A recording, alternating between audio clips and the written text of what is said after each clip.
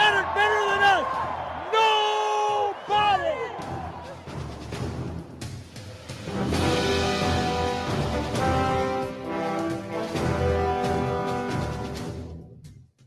We want to focus on the things that have made us good all year long, and intensity that they can't match.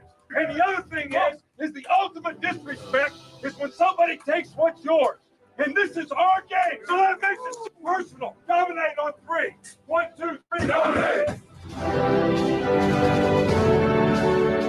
I need 60 minutes. 60 minutes of me. 60 minutes. No business, no mercy. Nothing but sound from the blood bubble. You got me. We're going to ring the bell. We're going to ring that championship bell. Ding, motherfucking dog!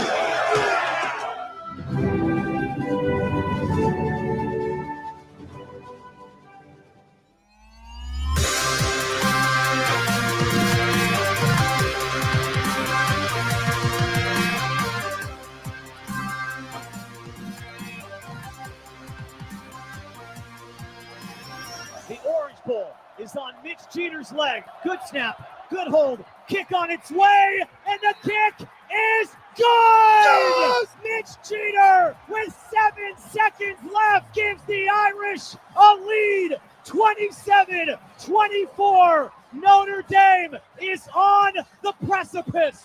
Notre Dame has won the Orange Bowl. 3rd and 16. Mahomes roll it out. Looking, firing, intercepted. Picked up by Cooper DeJean. Gets a block. DeJean is in. Touchdown. The Philadelphia Eagles have won Super Bowl 59. They have beaten the Kansas City Chiefs.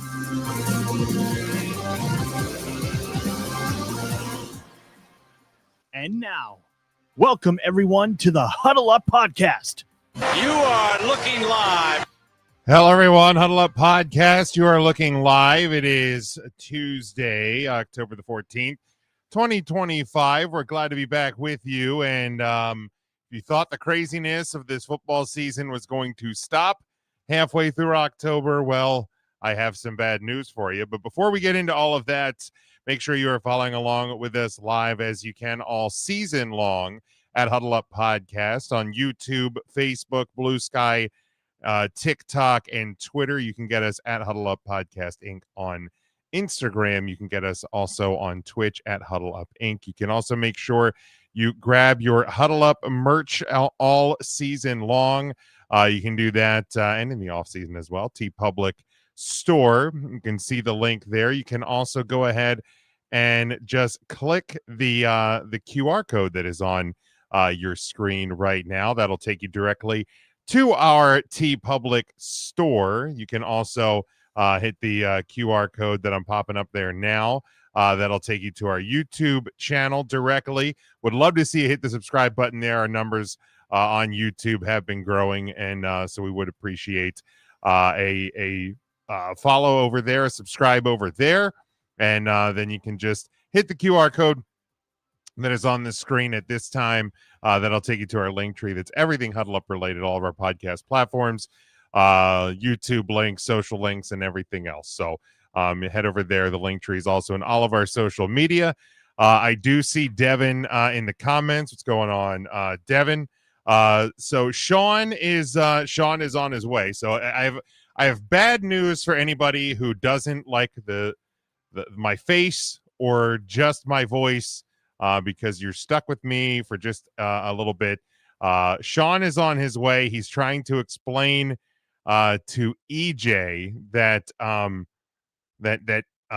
couple of wins over bad teams and then one win referee assisted over a good team does not mean that you're back.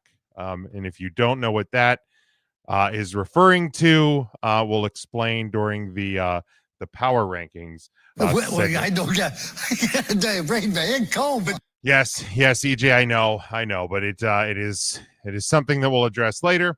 So I'm flying solo for a minute. I haven't done that in a while. So hopefully somebody will come rescue me soon. No, but Sean, and sometimes we get a Mike drop in. Sometimes you get EJ or a Kyle drop in. So, but it's just going to be me here for a minute until Sean does hop in. So I hope you're doing well. If you're following along with this live, like, share, subscribe, leave some comments. Would certainly appreciate that. As I start the show solo here. So let's I will jump right into it.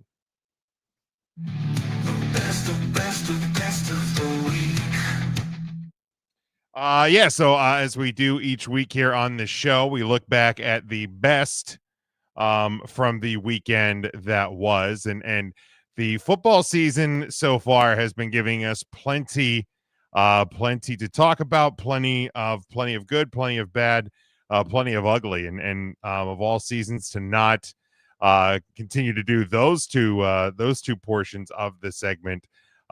We picked a heck of a year to do that, but I guess if you're talking about uglies and you're talking about the good, the bad, and the ugly. The bad and the ugly, we would certainly have plenty to discuss on a weekly basis, but there's a lot of good as well. And I will start in college football, the Red River rivalry, and I made sure to say that nice and slow because it is something that is a bit of a tongue twister, and you can very easily get tripped up doing it. But in a college football landscape where you have big games, classic games, rivalry games at times being played in NFL stadiums and not on campuses, or being played overseas in London or in Ireland, the Red River rivalry, Texas and Oklahoma, continues to be played at the Cotton Bowl every year.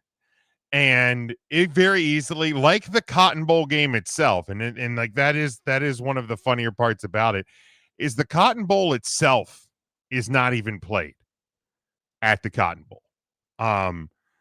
But the Red River rivalry between Texas and Oklahoma is, and it continues to do so. And it is a classic old stadium. It is 50-50. Half Texas fans, half Oklahoma fans, split right down the middle. And I'm always curious when I'm watching that game how that line of fans, right? That line of fans right where the Texas-Oklahoma line, because it's not like they don't do it in an aisle. They do it in the middle of a section. I would love to know the conversations between those fans all day. We don't even censor ourselves here, and I'm fairly certain we couldn't play probably some of those conversations. But it's classic stadium, 50-50 split, major rivalry. It is a win for college football. It's a win for college football. It's a win for classic college football, classic sports. Texas gets the big win, a much needed win. You got to wonder if Mateer, the quarterback for Oklahoma, is healthy. I know he played, but certainly not 100%. You got to wonder if he's at 100%. If the game doesn't go a different direction, but a big win for Texas. They are now finding themselves back in the top 25 after the win. They get up and they move up to 21.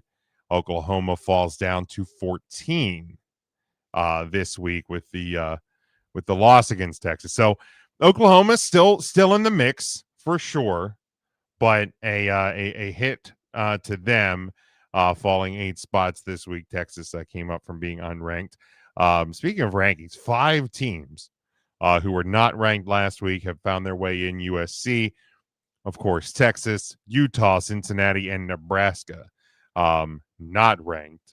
Illinois out, Michigan out, Washington, who is a one-loss team, not in yet, and are none too thrilled about that. if you listen to the discourse on social media. But just a tremendous Saturday in college football, as it always is with the Red River rivalry. It's something that, if you as a college football fan, it's almost appointment television. It's one of those games that, Army, Navy, Texas, Oklahoma, Auburn, Alabama. We have one coming up, Notre Dame, USC this weekend. Going to be a big one in South Bend. We'll talk about it in a little bit, but there's just some of those games. Miami and Florida State was a good one this year. There's just some of those games. The game, Michigan, Ohio State, must see appointment television if you are a college football fan. So, but yeah, that was my best out of the college football world. And in the NFL, and I really do think there's a good bit in the NFL that could be considered a best. Just weekly surprises, right? If you're a fan of upsets, if you're a fan of chaos, well, first off, college football presents plenty of those as well. So that's not just isolated to the National Football League, but week in and week out, we're reminded as we start to think we're figuring it out. It's all making sense. We know who's good. We know who's bad. The picture's starting to get a little clearer. And then there's just these little reminders each week that we still don't really know a whole lot of anything. Because if the NFL playoffs started today, your teams getting a bye would be the Tampa Bay Buccaneers and the Indianapolis Colts. Your division winners would be Colts, Steelers, Chargers, and the New England Patriots, grabbing their fourth win of the year. They are 4-2. Not only keeping the pressure on Buffalo, but because Buffalo losing in Atlanta last night, the New England Patriots are now sitting atop the AFC East. And they, not only with that fourth win of the year in 6 games, matches their win total from each of the last 2 seasons. The New England Patriots had back-to-back 4-13 seasons. They move on from 2 different coaches and now bring Mike Vrabel. The prodigal son comes home. And pretty incredible that the same day that the Titans, the Tennessee Titans, fire Bill Callahan, their head coach, Mike Vrabel, former Titans coach, and his new team in New England now sit atop the AFC East. Of course, Mike Vrabel, AP Coach of the Year in 2021, was fired in 2023. His successor, Brian Callahan, 4-19 as Titans coach, and was shown the door. Shown the door this week. Mike Vrabel only amassed a 54-45 record in Tennessee, but certainly not given all of the tools to win there. But yeah, the New England Patriots, the same day that Bill Callahan fired in Tennessee, Mike Vrabel and the Patriots end up sitting in the number 1 seed as Sean finally gets done. And I know it was a task. finally gets done explaining to EJ that that one win against a good team is not a great team make, but we'll see if he can make his way here to explain. We'll try and explain that further later on. But Sean, how we doing this week? Well, doing fine now. We're back. We're in the program. Had a cold over the weekend. Still recovering from the coughing and such. So the voice is not at its absolute best, but we're gonna get through. We'll power through. But yeah, I had my best, Sean, in college football, the Red River rivalry. Obviously a classic matchup there. And then I was just saying the New England Patriots matching their win total from each of the last two seasons, 4-2, and with a loss in Atlanta with the Bills last night, finding the Patriots finding their way atop the AFC East standings. Pretty impressive stuff so far. Well, yeah, and I think on that front, I think it's as much to say about the state of the Bills, but you got to win the games that are in front of you, and you got to, obviously to improve that much is pretty impressive. And I love me some Drake May. So yeah, I mean everything's looking good in New England, and man, you just have to wonder the decisions made in Tennessee. But Sean, what was your best this week? I guess if I was going to do an absolute best, it certainly wouldn't be Pittsburgh. Jesus Christ. Why are they doing this? Well, I hate to say it because a little bit later I'm going to explain why I don't believe they are where they are, but I'm going to be a semi-homer, and well, we won't even do a homer. We're just going to kind of generally talk about the NFC South and their top two competitors. Okay, my semi-homer pick for best of the week is probably the Tampa Bay Buccaneers. Now, I know you're playing a Niners team that's banged up, that has a backup quarterback that may or may not be better than the starting quarterback, but he's banged up, and I think he was.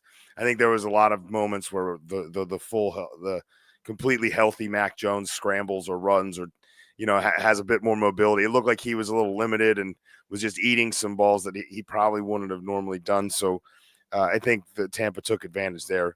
But Tampa was playing without their three best wide receivers.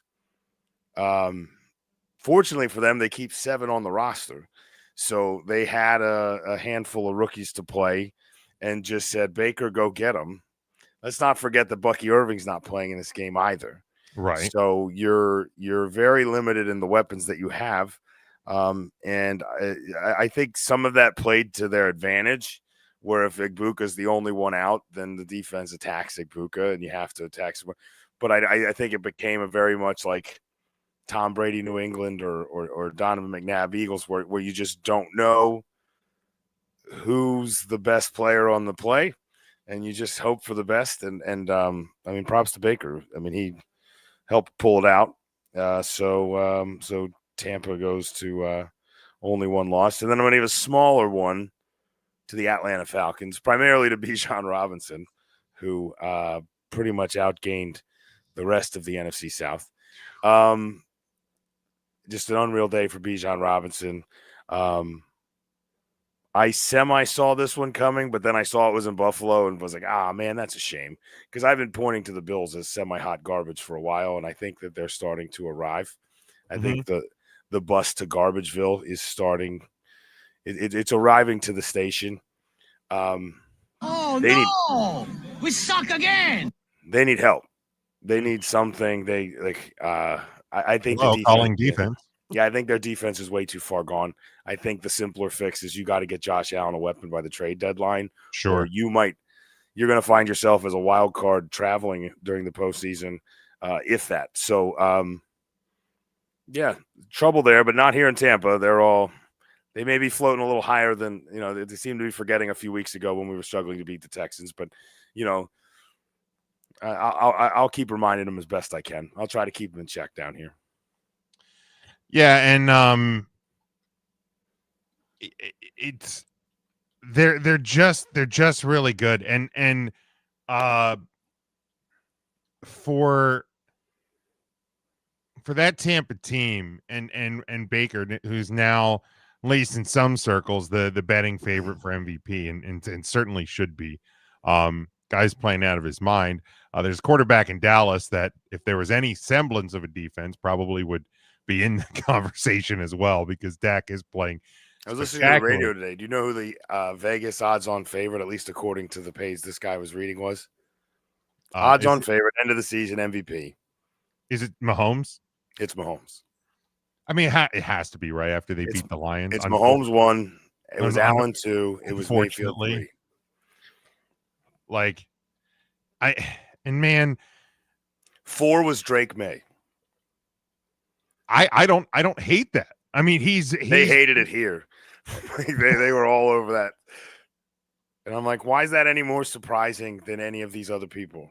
Right.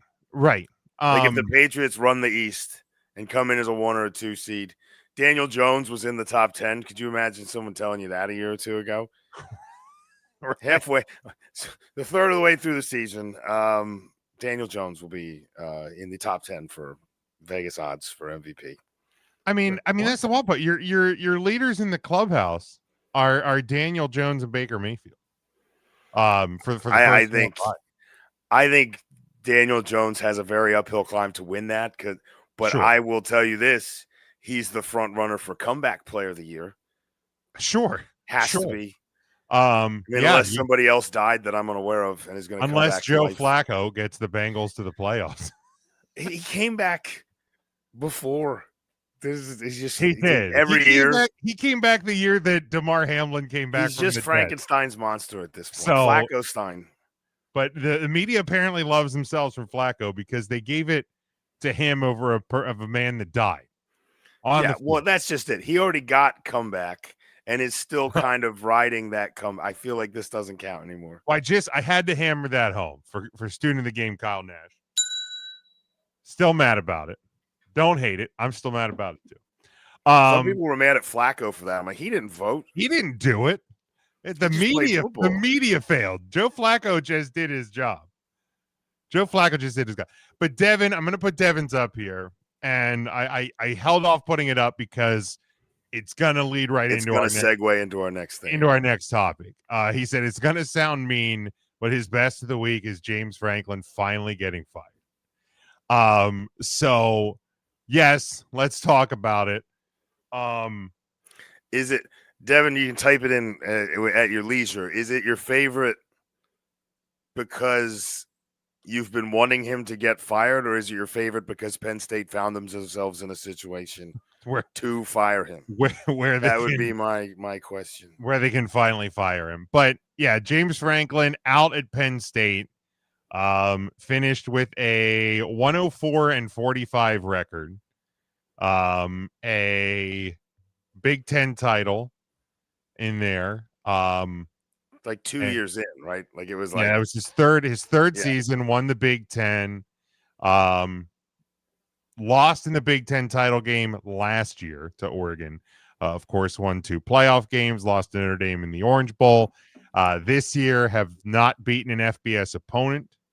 They are 3-3.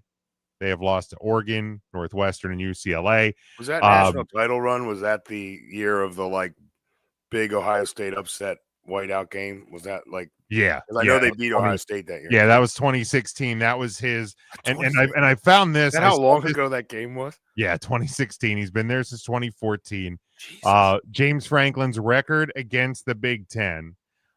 Winning records against most. So winning records against Illinois, Indiana, Iowa, Maryland, Minnesota, Purdue, Rutgers, Wisconsin, and now new teams, Washington and USC. He is 1-1 against UCLA. 5-5. Yeah, that second one's real bad. Real bad.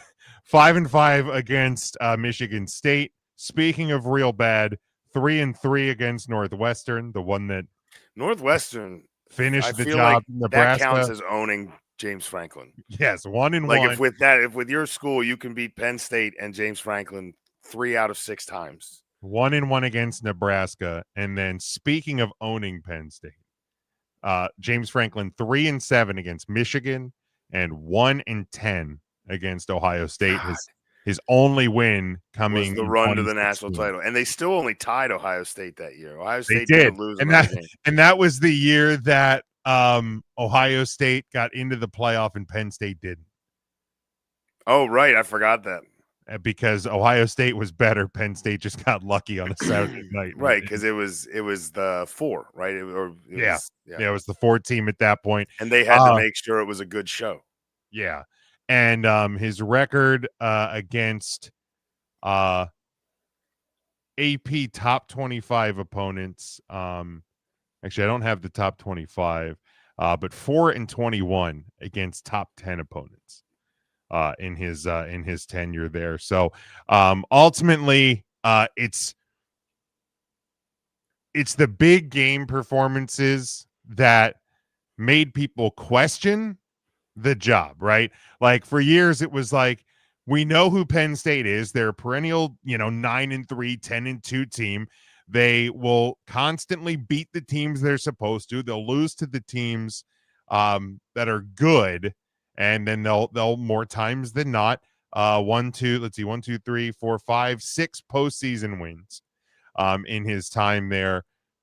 But it's those big game performances, and now the problem is it's the small game performances, 2 in a row. The writings Only 6 postseason wins. On 6 postseason wins, yeah.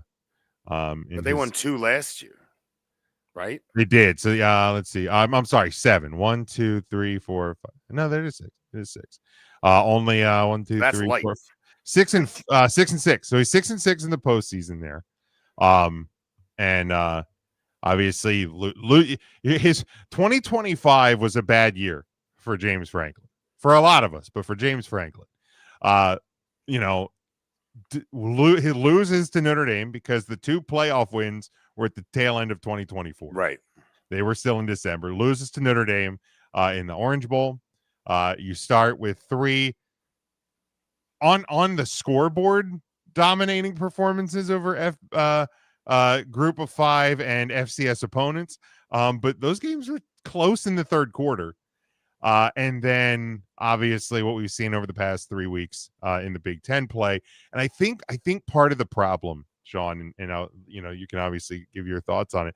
But I think part of the problem is that Big Ten Media Day, James Franklin sits there and declares that this is the most talented team he's ever had. And they start the year ranked number 2. Like this really kind of is your prove it season. And well, you told the boosters we're going to go do it.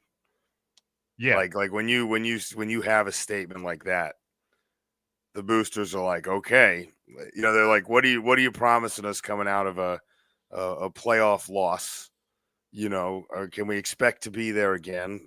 There's concerns. You lost your pass rusher. You lost your big tight end.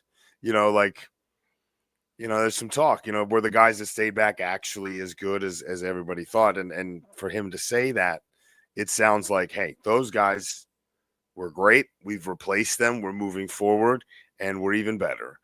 No, you're not. Right.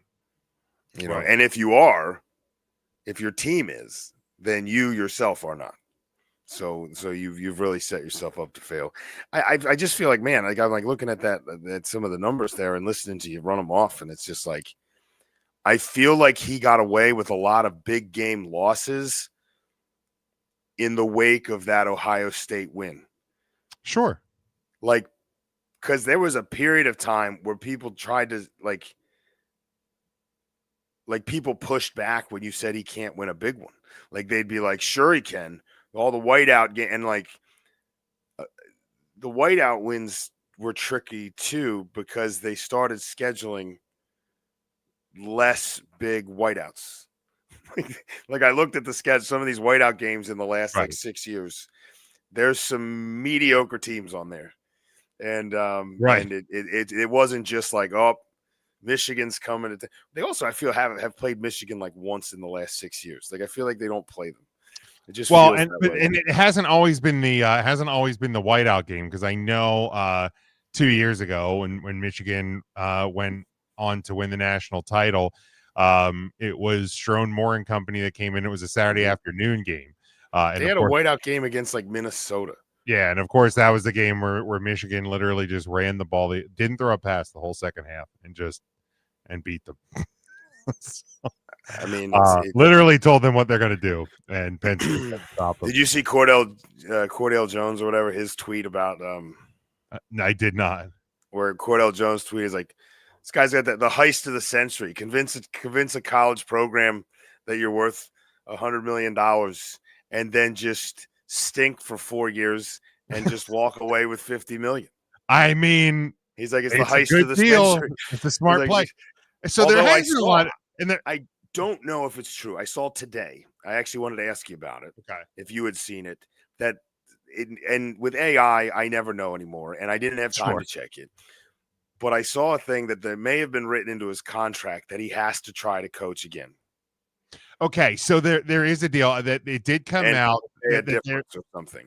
Yeah, that per, I don't know if it was per terms of his contract or per terms of the firing or whatever, that he does need to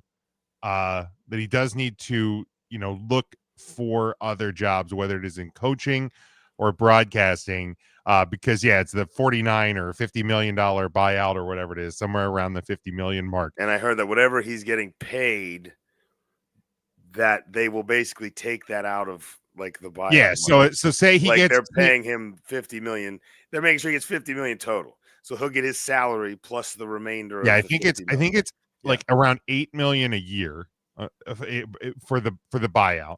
It's 8 million a year, so it's not just like a lump sum. It's 8 million a year. So let's say he gets a job at let's say LSU is hiring, right? Like at the end of this year, hypothetically. And James Franklin gets hired there at $4 million a year. Penn State would only then owe him $4 million a year. Yeah, like they only have to pay the difference so that he would get the equal pay. In terms of that, like just goes and coaches like a high school team somewhere. Yeah, right. Something. Here's the deal. He will land somewhere. I'm sure that if he chooses for PBS. Continue. Well, there is no such thing as PBS anymore, unfortunately. Cat appearance. But I'm sure he will land somewhere. I mean, we make jokes about him. We have fun at his expense because it's been fun watching Penn State fail. But he will land somewhere. He at least is a above average coach. Again, I was gonna say, do you think? I mean, I was gonna say, do you think he'll be a head coach? Is he the kind of guy that will want to stay in Division I as like a coordinator, or is he a guy that would settle for a smaller job, or maybe something out in one of the kind of fringe conferences, something in an AAC or something like that, that maybe gets a head coaching job there somewhere? Well, I think there's a prime opportunity, because again, I mean, he was 24. I thought you were going to hint at a prime. I thought it was going to be like a Colorado reference. Well, first off, I know I've never been the biggest Deion Sanders fan, but he spoke recently. I think 2 weeks ago, he was barefoot on the sidelines, said he's still dealing with more blood clot issues. So all the best health wise. Yeah, I mean, nobody wants to see that. Deion No matter how much but James Franklin, I mean, I know it was in a 3-year sample, so it was a smaller sample, but he was 24-15 at Vanderbilt. So he's coached in the SEC, coached the Big Ten. But next year, the Pac-12 is back, and I know it's a lot of Mountain West schools that are going to be comprising the new. I'm sure there's going to be a TV contract there. Yeah, there's going to be a lot of a TV contract, or there's probably going to be a team that says, "Look, we have an opportunity to kind of reshape what this Pac-12 is going to be, and want to and can maybe bring in a guy who has coached." The evil continues at the big level. So I think there could be an opportunity there for one of these new Pac-12 schools to take a spot at grabbing James Franklin. No, I think that's very realistic to think, and I'm sure he'll run through all of the potential options and make a choice there. Sure. And Devin did say here, he said it was just time, and when your star quarterback gets injured, you're not doing your job to protect him as a head coach. Now, here's the deal, do I agree that it was probably time? Yeah. Am I surprised that Penn State, who's had 3 head coaches in their school's history, did this mid-season? It's a little surprising. However, when you already had, I think it lost 2. They were at the end of the season. Well, yeah, and I think part of it too, though, is I saw there was some recruits, like high school, like that were already starting to decommit. So I think it was a business decision for Penn State to try to stop the bleeding there, so to speak. Well, and I think the rest of them are starting to swing out too. It's just by doing it earlier, it gives you an opportunity to try to, whether you're swinging those kids back in or go look for others, you need to show that you're on a path somewhere. Otherwise, nobody's coming. So right. I saw Indiana swept up at least a couple of them. Yeah, already making calls. A 5-star running back recruit who decommitted has a visit in South Bend this Saturday. So grab them where you can for sure.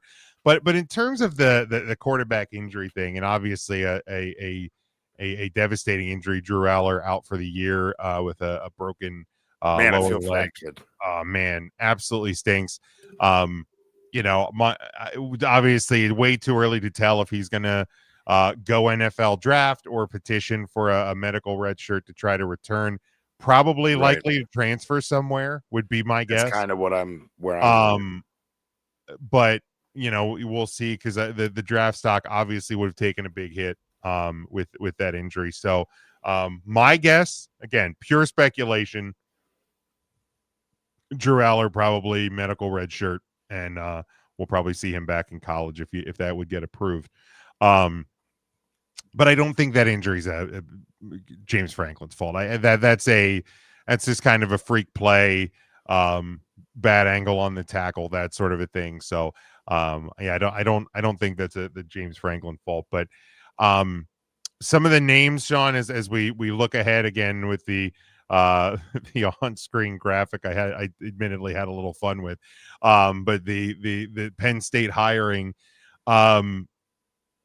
some names kind of already coming up in discussion. I think the 2 biggest ones, Kurt Cignetti, the head coach at Indiana, and Matt Rule, the head coach at Nebraska. Obviously both of these Big Ten, fellow Big Ten members. Matt Rule probably, I believe, is the the betting favorite, which feels like such a weird thing to say. But he played at Penn State in the 90s, has certainly been around, got a tremendous season out of Temple. Baylor turned that program around a bit, making Nebraska, again, they're not a national powerhouse yet, but certainly he has already made them better than when he got there. They're relevant, at least. So right. So that's better than they had been. You got to think that, and I think Penn State's AD today did say, they're gonna kind of expand all options and all potential coaching opportunities. So, are you picking up the phone to Nick Saban? Are you at least giving him a buzz? I mean, why not? You're calling. I guarantee you're calling Urban Meyer's people. Well, yeah, you're calling Nick Saban's people. And I know there was a well, I don't get the brain man cold, but there was that's him calling it a play. Quarterback's like, my ear's not working. It's not. I can't hear. There was an On3 Sports report earlier today that one of the names that Penn State wants to target is Marcus Freeman. And here's the deal: they're probably. I've heard that as well. You'd be crazy. You would be crazy if you didn't at least want him there, right? But I'm like, give him a call. But talk man, folks, like, why, if you're Marcus Freeman, would you leave this program that you are absolutely building, and whose coach, who just tried to you're building, you're winning. Yeah, Like you have commits, you have a recruiting class. Like, why would you mess that up? And I Now, I Bill understand Belichick, on the other hand, we're in a world where just a couple years ago Brian Kelly left like a thief in the night from South Bend, but in no way, shape, or form am I concerned that that's even a possibility. I don't think so. With Marcus Freeman, but if the health wasn't a situation, I think Deion Sanders would be an interesting. I don't think it's a Big Ten play, and I don't think it's a conservative Penn State play, but I don't think exciting. that's the place that's going to take the swing at Deion. It's when Florida State fires Mike Norvell this year, which is coming. Which is absolutely that hammer is going to fall. Because he's like from Florida, went to Florida State. He went to Florida State. I mean, he is. He's the reason that the Atlanta Braves chop during the playoffs. Yeah. Like during any big moment is Deion Sanders. I could absolutely see taking the job in Tallahassee without question. Well, it's going to pay better. It will certainly pay better. And I don't think the Cowboys job opens up after this year. I think Jerry likes Brian Schottenheimer enough. He likes a pushover. So yeah, and Deion is not that. So I think Deion doesn't feel like the right coach for him at all. No, certainly not. But I mean, Brian Kelly may be looking for work for a job, yeah. If LSU doesn't, although that buyout even bigger. I think that buyout's like. I was going to say they have to owe him a ton of money. Yeah, so if they fire Kelly, then I feel like every other sport at LSU is just going to be in big trouble there for a minute. But anything else on James Franklin, Sean, before we get into the predictions here? No, I don't think so. All right. Again, feel way worse for Drew Aller than I do for James Franklin at this point. I feel like there had to have been a point in the second half of that game where Franklin was pretty sure this call was coming. Yeah, I think it was pretty obvious. I have a feeling after the second loss, there probably wasn't that many more keepsakes in his office anymore. Anyway, nah, he's probably put a few in a box. Yeah, he's probably packing them. Moving to the old storage unit. Moving to the storage. All right, moving on. A big weekend in college football coming up this weekend. We have 5 games to pick. Those are all top 25 teams. I know, right? This is a big slate. Playing against each other. There's some other big games mixed in there as well, with teams one being in the top 25, others not being far out. So let's dive right in. Number 10, speaking of Brian Kelly, right here we are. Amazing how that timing works out. Family. Number 10, LSU. They are 5-1. They travel to number 17, Vanderbilt, who is 5-1. LSU 5-1 as well. Vanderbilt, a 2.5-point home favorite. 49.5 is your over/under. This one Saturday at noon on ABC. Well, I mean, I've been high on LSU all year.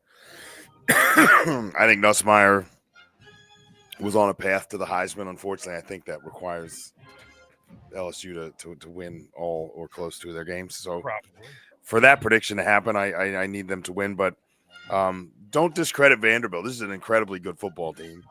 And you know what? In a home environment against Big Game Brian, now Big Game Brian gets to sneak in at a noon game, so that may affect things. It's not prime time. But give me the Commodores. Give me Vanderbilt. Give me win and cover. And I like a defensive game. I'm going to take the under at 49.5. Yeah, look, Vanderbilt, they stayed competitive with Alabama. But I just don't know if there's enough there to beat what I think is a better LSU team. Now, again, big game, road game. We saw South Carolina almost beat LSU last year. We know the history with Brian Kelly. It's not hater. And we're sitting here again. We're sitting here again talking about the same things. We know the history. It's not being a hater when it's fact, right? Right. But in a college football coaching landscape that I feel is going to become very chaotic, I feel like Brian Kelly and company know that their seat's not getting any colder. No. So I feel like that's going to be enough to push them over a Vanderbilt team that just won't be as good. So give me LSU to cover. Give me LSU to win on the road. And I will take a slight over. And, man, it couldn't have been even just more perfect. We're sitting there. We're talking about family, right? We're talking about family. And the man himself, student of the game, Kyle Nash, showing up. Coming in to talk about those Commodores. Listen, we talk about how drunk the NFL is, but like I feel inclined to evoke Step Brothers all the time when I'm looking at Vanderbilt. What the just happened? Like I'm telling you, it's crazy. By the way, I feel compelled to ask, did you say all this stuff? Happened? Exactly.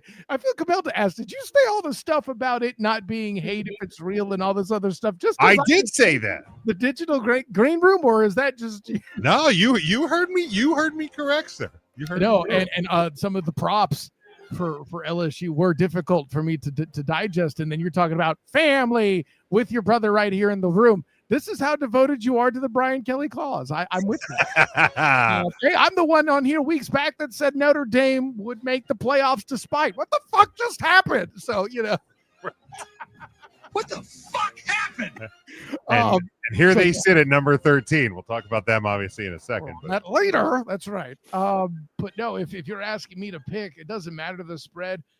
I'm just not brave enough to pick the Commodores, though. If they win, I will give them props and be unsurprised. Shouts to the SEC Shorts Vandy Pimp for all the stuff that he does on that video. Did you hear my pick?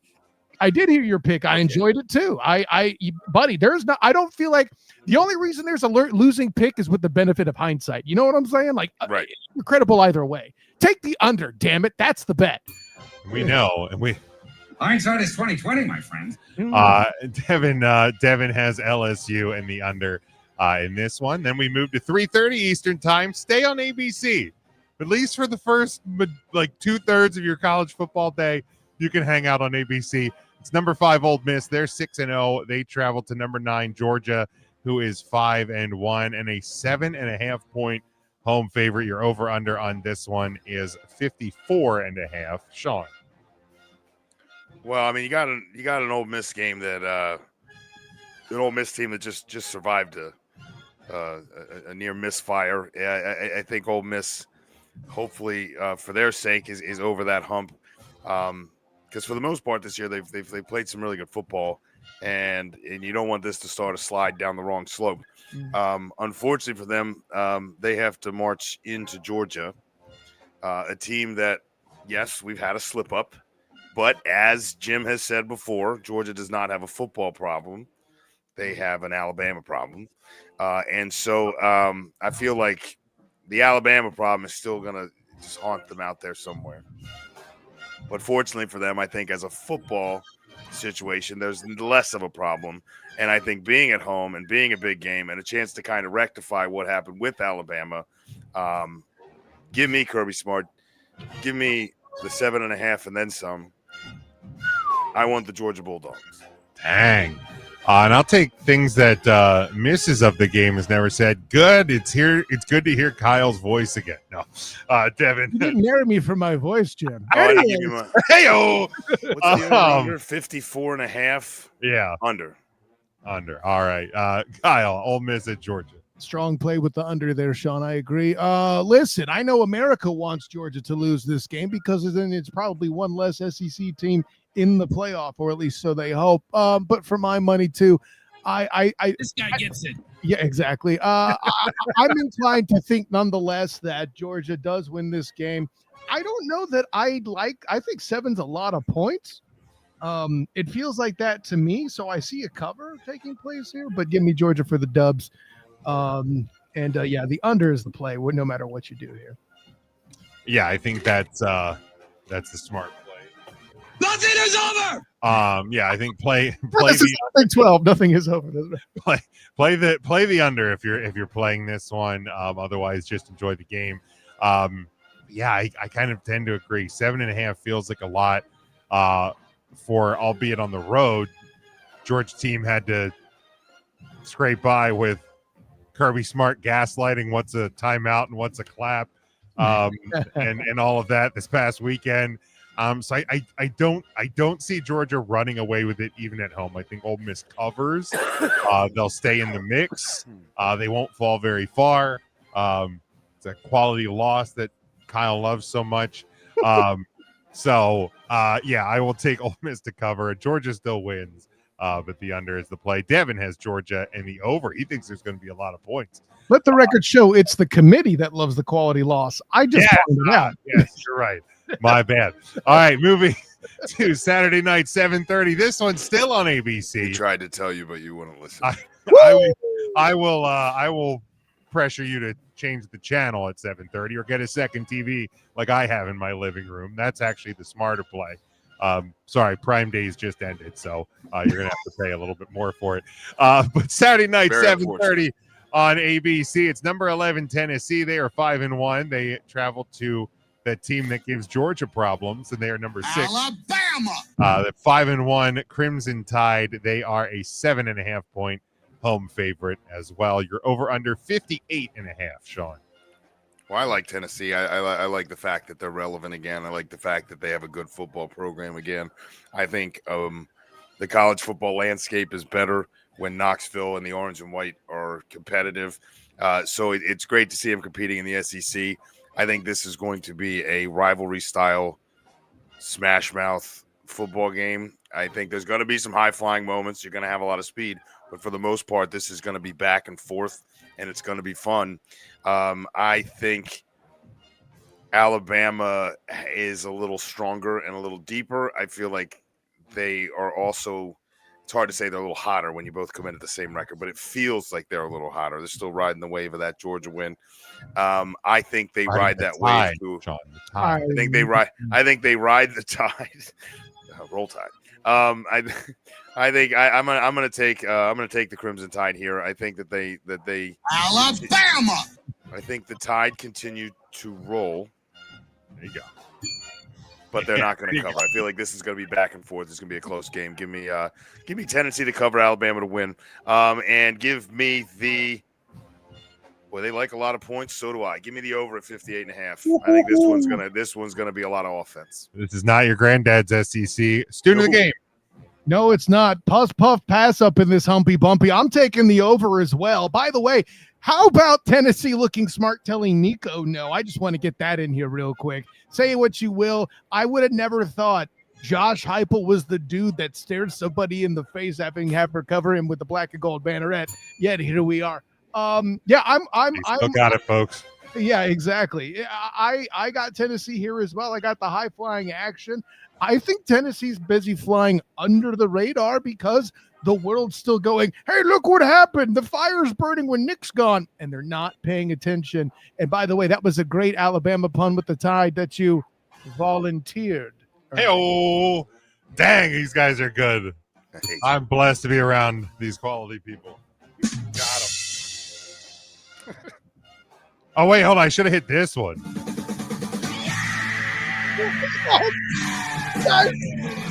the hell did I say? On there this year.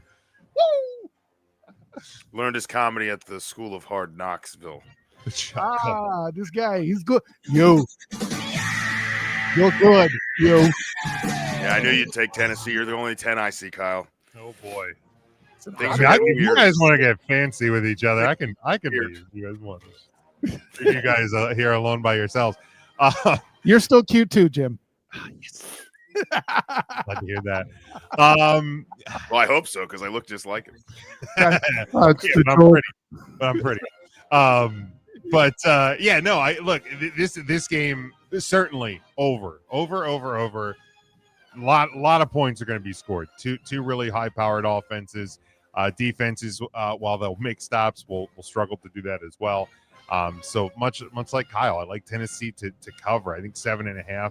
Is a lot of points when it's going to be this sort of kind of a shootout game. I think Alabama still squeaks it out, but I think Tennessee does get that cover. Devin has Alabama and the over as well, so at least we get the agreement there on the points. Speaking of points and points being scored, flip over to NBC at 7:30 on Saturday night. You have an over/under of 61.5.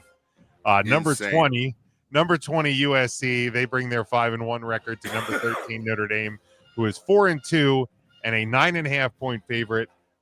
This thing started around 7. I've seen it as high as 11. So a lot of points in ND's favor. But Sean, I will make Kyle be the meat in a Homer sandwich. So Sean, you can go first.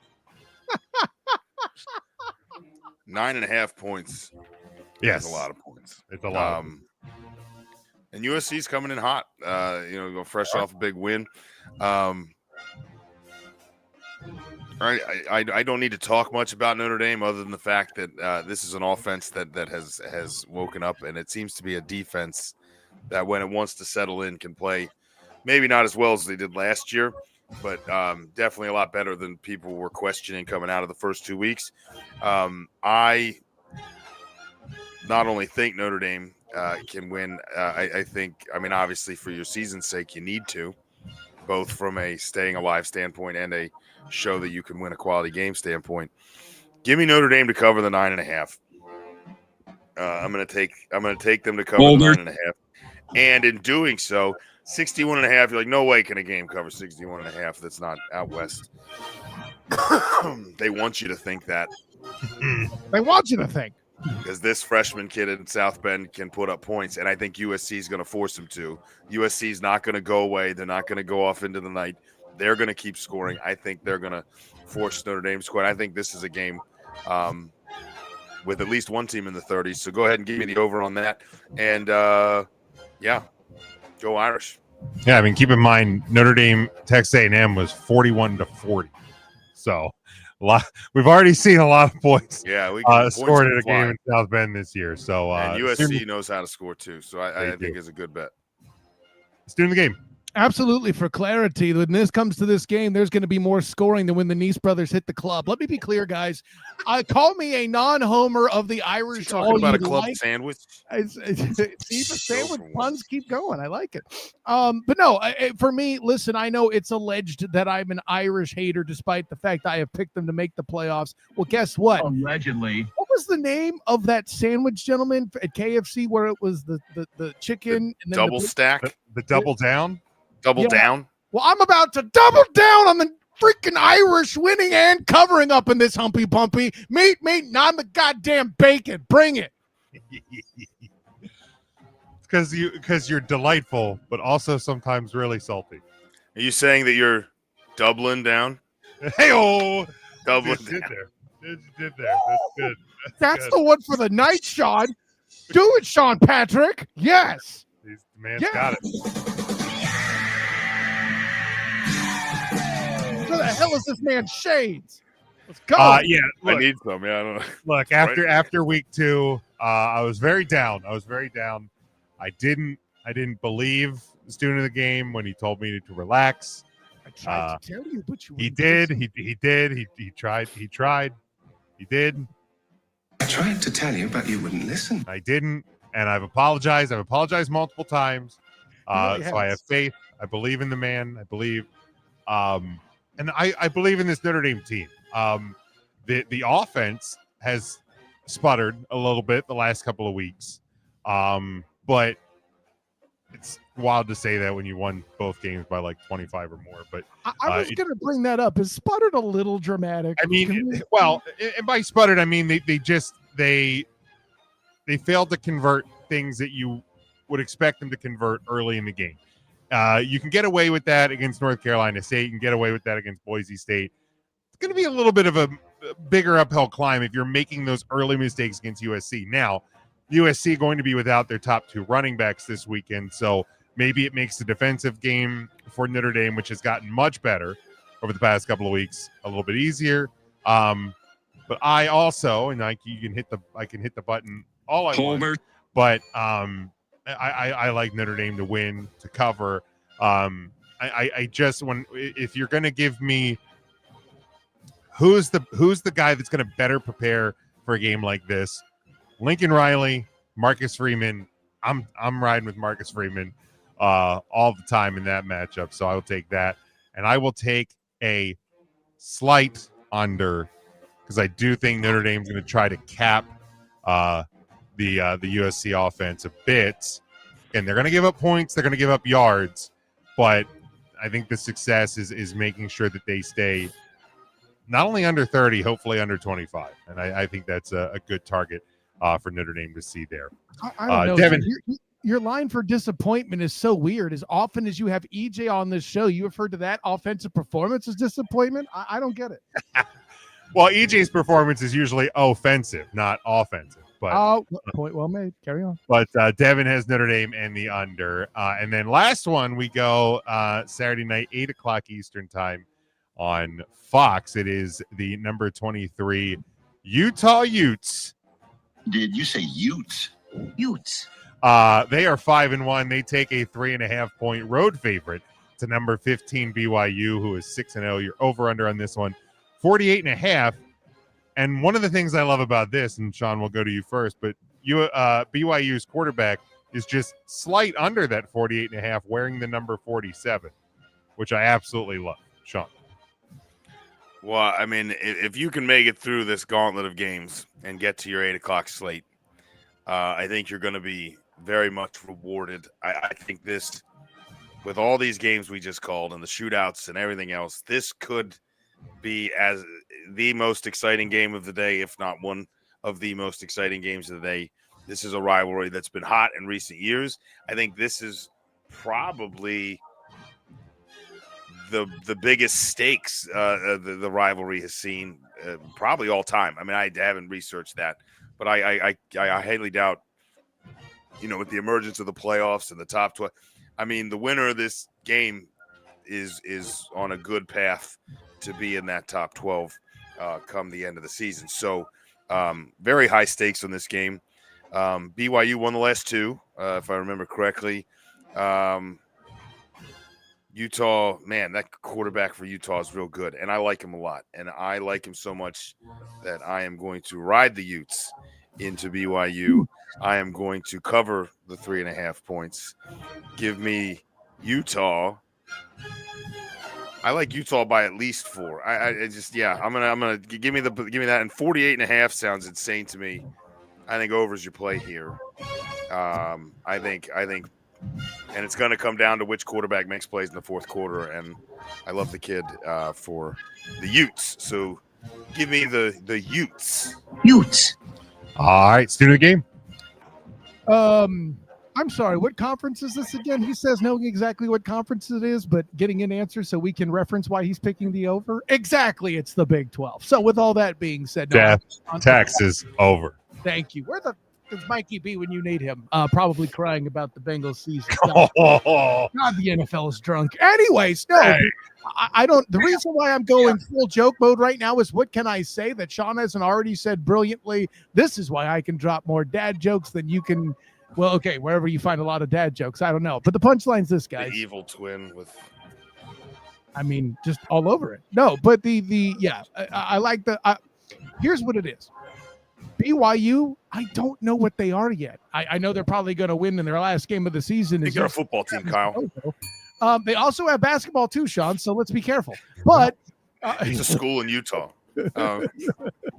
That being said, I see the Utes handling business. You like that kid who plays quarterback? I, too, would call him a Ute. Nonetheless, he's going to win the day. I agree. Not going to deliver the same remarks. So I will just agree with the panel here. I think Utah wins. I think they cover pretty easily that 3.5, but absolutely be over. The 48.5 points in a Big 12 game. Let's get real. Someone hasn't watched this podcast before. Like, honestly, what the heck are they doing? So, yeah, very easily Utah gets the Utes get the win on Saturday night. So quite the gauntlet on Saturday. Get your yard work, get all your honey-do lists and everything done early on Saturday, so that you can savor what is going to be should be a pretty exciting. Put it off to Sunday so you can put it off to next weekend. I was going to say, or if you're a Giants fan, you could just do it Sunday because you don't want to watch that ish anyway. Hey, I mean that's the second place team in the NFC East right now. This is why they call it the least, Jim. Dude, you ain't kidding. By the way, it's great that you're named Jim because then I could do a Tony Romo impression. That's why they call it the least, Jim. There we go. I like. Well played, sir. Well played. All right, let's move to the National Football League, where we are moving into week number 7. The two teams on a bye, and boy, these bye weeks couldn't have come at a much better time for both the Buffalo Bills and the Baltimore Ravens. They are just not only them, but their fans savoring the fact that their team does not play. Week 1 seems a long time ago for those two programs. What we thought was like an AFC championship game preview. Oh my gosh. It's just like a display of teams who have zero defense whatsoever. The only thing more drunk than Bills fans at a tailgate is this damn league, gentlemen. That's all I can tell you. Oh, everything's a mess. You are not kidding. Like I was saying at the top of the show when I was probably floundering by myself, was just that every time we even start to think that we might be figuring it out. Nope. No, not a clue. So it's the Sheldon Cooper scene where he comes out with the papers. Yes. And just chucks them in the air. That's the NFL season at this point. The secret is just listen to EJ and do the opposite. That's the one thing that's predictable. That is correct. This guy gets it. I did like somebody say, and credit to him, or even when you start off the year incredibly poorly with your best bets. The one week he had gone 1-5 in his 6 bets, and like he posts them, and then this one dude in the comments was like, "Bro, you went 1-5 last week." Like just as a matter of fact, just called him out. So, but kudos to EJ for still trying. All right, let's go Sunday, 1:00 on Fox. It is the 4-2 Philadelphia Eagles. They're a 2.5-point road favorite at the 3-2 Minnesota Vikings. Your over/under is 43.5. Student of the game. For me, it's hard for me to take the Vikings that seriously. Am I the problem? Can somebody help me? Usually. Sometimes, but I don't know if you are on this one. Yeah, right. I know there are plenty of times where I can pull the Taylor Swift defense, and it has nothing to do with the Chiefs, and I think this game is one of them. And I have a problem here, but I apparently not. It's hard for me to take the Vikings seriously, but hey, let's be honest. For all the dismay that the Eagles have been facing, and I have no idea how many times on this show you guys have talked about optics with EJ over the past few weeks with the Eagles, but in this case, I think it's rightly so. Going full clad on that, I apologize, but and rightly so. Yeah, I feel like I got the Eagles in the cover regardless. I'd consider the under here, but that one's a little tougher for me to pick out. JJ McCarthy returned to practice. Still don't know. I heard rumors that it's a new QB show. Yeah, it's return to practice. Don't know what that means for game time availability. Of course, as the show is airing, it is Tuesday, so plenty still to learn there. But Sean, Eagles, Vikings. Yeah, I mean, when you're sitting here going, well, is our QB2, a QB3, QB1, QB? It's like a QB matrix up there in Minnesota. I don't know if that's good or bad. I guess maybe it's like, well, who are we preparing for? You just prepare for the Vikings. They're going to try to run the ball. They're going to try to play good defense, and you're going to have to figure out what the heck's going wrong for 2 quarters out of every 4. That's what you got to do. The good news is the Eagles don't even have to focus on it because they got enough to focus in their own house. The good news for the Eagles is that there's enough talent in the building that it shouldn't be impossible. And I don't know that there's enough in Minnesota, at least not from what I've seen, to get this going. And as much as there's issues in the secondary and there's other things that are very concerning to me approaching the trade deadline, the guy behind center is not one of them. The guy behind him is not one of them, and the guys that he's throwing to are not one of them. And I think when push comes to shove, that's one the of battle. the guys might be, but That's not good. Yeah. Not concerned. Okay, I feel like it's going to come down to the Eagles O versus the Vikings D, and I think the Eagles O has the advantage. Give me the Eagles to cover the 2.5, though probably not by much the way the season's been going. This isn't going to be a blowout win. And at 43.5, yeah, somehow the Vikings always find a way to score points despite whoever's there. So, slight over. I like a slight. Man, what I wouldn't love to see JJ McCarthy get another win that I'm watching. It's such an opportune time.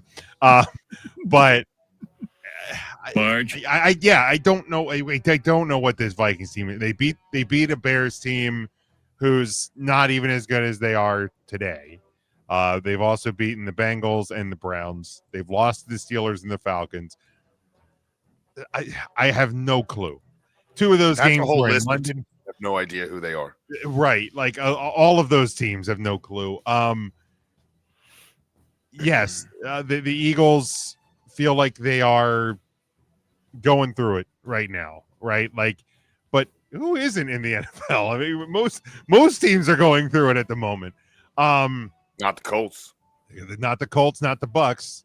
But yeah, I just when I'm looking at the two situations, as much as I hate picking them, and I would love to see struggles continue, the Eagles are the better team, and maybe getting away from Lincoln Financial Field may be the best medicine right now. Go on the road. You have to perform better as a team on the road, I think, sometimes. So I do like the Eagles to get the win. I think they do get that cover. Let's get a few extra days to prepare with that Thursday night. Yeah, Vikings coming off the bye, so I think the over might be the play here. Vikings do have weapons, Eagles have weapons, and neither defense has been all that spectacular. So I forgot to bring the clock up. So we'll institute the clock. I don't think any of us ran over on time on any of them, but the 2-minute clock will be here as we head through the rest of the NFL schedule for this weekend. And we go to Sunday, 4:05 Eastern time on CBS. And the only reason I put them here is because they are riding as high as they probably will be this season. The 2-4 New York Giants. And they travel to 4-2 the Denver Broncos. We do love the Denver Broncos.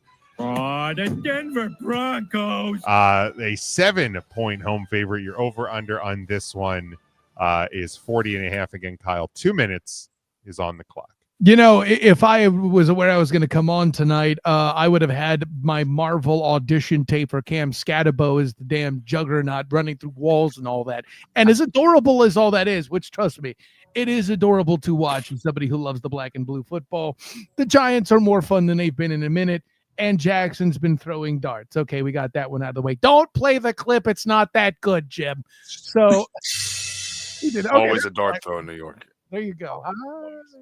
That being said, it's really hard for me to think that the Giants do enough against this defense. Regardless of the Scatterbo situation, at some point, you feel like Dart's going to have to throw the ball to actually score points. I just don't see that happening. And can that Giants defense nix Bo? I don't think so. So a day's in for me. It's going to be keep it under. I don't even know what the count is. Just bet the damn under. And I'm going to take the Broncos to win. I did miss the spread, Jim. What was the spread? Broncos by 7. That's a big ass spread. You know what? We'll take the Giants covering 7. That's a lot of points, but keep it at the under. All right, very good. Sean, Giants at Broncos. Yeah, I mean, this is the most exciting the New York Giants have looked in quite a while. I like the I like the Scatterbo excitement. I like the just hilarity of him interrupting press conferences with his woos and with like just screaming. Dayball can't focus on anything because he doesn't anyway. So it's fine. Coach of the year 2012. I mean, the bottom line is no matter how exciting those two guys are, they can't play defense.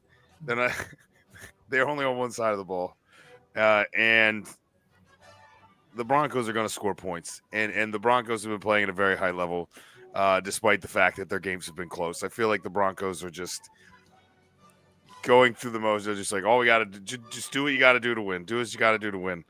Fortunately for them this week, probably not going to take much, because if there's anyone that can scatterbone this one up, it's the New York Giants. Let's go ahead and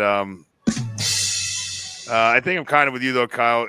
Give me Bo Nix to win. I really want to. I'm showing -7, not 7.5, 7. Even. 7, yeah, 7 even. They'll probably win by a touchdown, but they haven't been winning by a lot all year. So, yeah, give me the Giants to cover, I guess. The irony, we're talking about Scatterbo with a push. And give me that in the under. The Broncos are going to keep everything from going anywhere.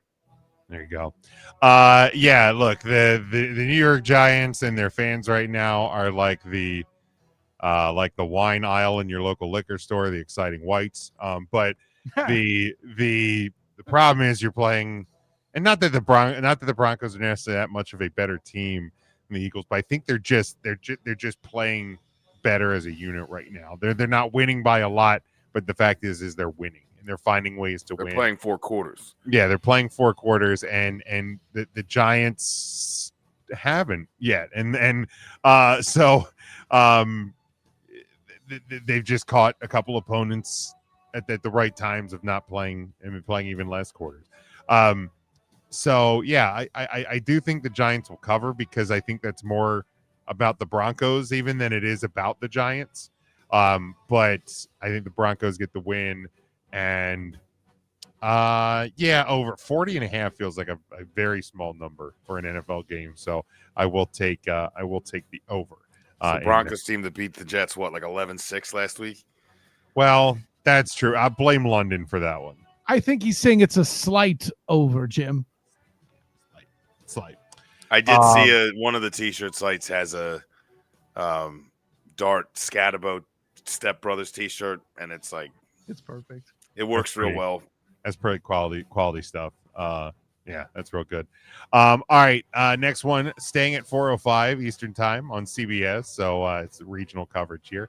The Indianapolis Colts 5-1, one of the wild surprises of the first part of the season here. They travel to my 4-2 Los Angeles Chargers, who are 1.5-point home favorite. Your over/under on this one is 48.5.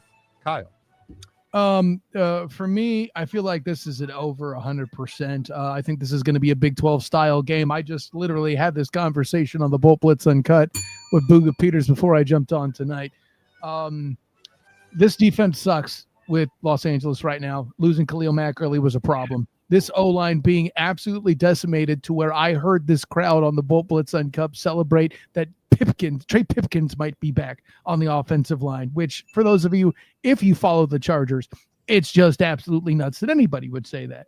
That being said, I said before the year started, I couldn't find 5 wins on the Colts schedule. And they said, "Oh, Kyle, here they are." So, granted, may I show you our first 6 games? Yes, exactly. Here, flights are available. No, but they're a dime a piece. It's apparently so, and they're half a dozen. I see what you did there, but no, for me, I think this is going to be a Big 12 style game. I think this falls into whoever has the ball last, and because they have Jonathan Taylor, I think the Colts can control the ball more to do that. Give me the Colts. Give me the cover. Give me the over. At the end of the day. There you go. All right, Sean, Colts at Chargers. Yeah, I shifted gears in the AFC South pretty fast this year. The first year I haven't been as high on Indianapolis, mostly because I thought it was going to be beat up Anthony Richardson, and then they're maybe handing it. There's a lot of confusion there. Man, have they made the right choice. Finding a guy that will thrive if you just play balanced football and ask him, surprisingly, not to screw up. Apparently, if all you ask him to do is just don't screw this up. He's like, "Do you need me to win?" They're like, No. We have other guys for that. You just sit here and do what you do. and sometimes we'll ask you to make a throw. And he's made some good ones. Had the one slip up for the loss, but in all the wins, Danny has looked the part, and I think the defense looks the part. I think the line looks the part. It's not a fluke here through 6 games. This is a fun ride for Danny Dimes, and if you're not on the Danny Dimes train, get on it, because I think the train's going to pull right through the station in Los Angeles. I think the ride continues. I'm going to take the Colts. I think the Chargers have some issues of their own they're working through. Obviously, some injuries, a little bit of doubt here and there, and I don't know if Herbert's looks quite as sharp. I know Keenan Allen looks old, so we're going to try to figure out what's going on there. But I think they're going to have to do it next week. Give me the Colts. I'm going to take the under, though. I think it is back and forth, but that running game for both teams keeps it under. You mentioned riding the train. It ain't Dimes, Sean. It's Jonathan Taylor. It's the damn train. Yeah, you're not kidding. Yeah, and Kyle, you spoke about the injuries. 25 again. Just absolutely have decimated the Chargers on both sides of the ball. And an impressive feat last week, albeit against a bad Dolphins team, to pull out a win, one that was desperately needed now with Denver getting to 4-2, Kansas City getting to 3-3. Like, now, granted, the Chargers still hold some of that sway because they do have 3 division wins and 3 division games already to start the year. But they got to hope they start getting healthy here sooner than later if they want to hold off those teams, because a game like this Sunday is not going to be easy at all. The Colts have just been doing it extremely well on the offensive side of the ball. The defense, I think, has been better than anticipated. So I think they're going to give a beat up Chargers team a lot of trouble. Would love to see the Bolts get the win, but I think it's just going to be a little bit too much with the 1.5 point margin. I'd love to see the Chargers pull it out, but I think the Colts do cover and get the win. And I think it'll go slight over, slight. Both of these teams, good on the offensive side of the ball, and the Chargers are going to have to keep that going to keep up with the Colts. And then last one, we go to Monday night, 7:00 Eastern time, the first of 2 games again. Can we just say worst of the weekend is the double Monday night game? Can that we have to be every week? Like, why are we doing this? Why are we in so many of them? And like, you start them like within an hour of each other, an hour and 3 minutes apart from each other too. Like, what, like the hell? Like, what are we doing? Why? Just no. Just what knock it off. What are we doing? I'm like, seriously, like what? Yeah, just knock it off. We will go. It is the 5-1 Tampa Bay Buccaneers. They are traveling on the road to the 4-2 Detroit Lions, a 4.5 point home favorite. Your over under is 52.5. Student of the game, Kyle. What would I'm sorry. You'll need to say the teams again. I missed that because I got distracted by the 52.5 over. Who is this? Bucks and Lions. Yeah. Oh, that's why everybody's hurt in that game too. No. Listen, the only reason why the Lions are surviving is because Man Campbell's a thing, and EJ's MVP candidate is getting more and more credibility because there's so many damn players hurt on that Bucs squad. It's crazy. Yeah, fireworks. That's what I'd say. Who am I supposed to trust more, Baker or Goff? Good God, what the hell just happened? Wild, isn't it? I think I'm going to go with the Bucks here. At the end of the day, I think the over is the play, simply because of the injury situation such that they are. I think the Bucks are in position to make the one stop when they need it in this game. So give me the Bucks. And I feel weird picking this. Please don't bite my kneecaps, Mr. Campbell. And we'll do it from there. There you go. Sean, Bucks at Lions. Yeah, I'm going to go with the over with you, Kyle. I think over is probably the play. I mean, are there scenarios I could see where it becomes lower scoring than we thought? Sure. But I think there's enough holes on the Lions defense. They have some injuries in the secondary and they have some other things. But that pass rush isn't going anywhere. This is going to be, if Baker's so good at eluding and so good at getting upfield and using his legs. And there's been times this year where I was like, is that Drew Brees? Like where he's just spinning, he's working the pocket and then like has to step out, but he's like he's making it look like he's running every play, but he's definitely not. He's playing at the apex of his game. Unfortunately for him, that is not against the Detroit Lions. I think the Detroit Lions right now are, although it may not reflect it in a couple of minutes, they are still probably the best all-around team in football right now. And I think they're going to get a chance to climb over the Buccaneers in that argument. And they're going to do it. They stumbled. They come back home. Man Campbell's at home. Jared Goff looked upset. They get the running game going. They get the pass rush going. And let's not forget, folks, that the Buccaneers, despite this big win this week in 5-1, spent 3 straight weeks with come from behind victories in games they had very little business being in against teams they probably should have crushed. So I didn't forget it. I'm sure Dan Campbell hasn't forgotten it.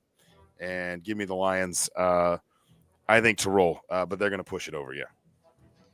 Yeah, close wins by the Bucs over the Falcons, over the Texans, over the Jets, over the Seahawks, and only 11 points over the beat up 49ers team. So 5-1, you still got to win the game, right? But you're there.